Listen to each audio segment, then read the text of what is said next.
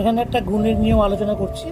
সেটা হচ্ছে কি, যদি আমি একটা 75-এর সাথে 75 গুণ করি, 75-এর সাথে 75 যদি গুণ করি, শেষের দুটো একই হতে হবে, দুটো সংখ্যা একই হতে হবে, আর শেষের দুটো 5 হতে হবে।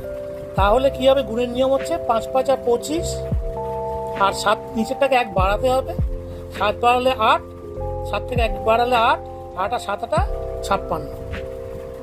তাহলে এখানে কি হয়ে গেল, এখানে 75-এর সাথে 75 মানে স্কোয়ার আর কি করলে হচ্ছে 56-25। এটা উত্তর হয়ে গেল। এই যে নিয়মটা, এই নিয়মটা শুধু 5 5 থাকলেই হবে না, অন্য ক্ষেত্রেও কিন্তু প্রযোজ্য হবে।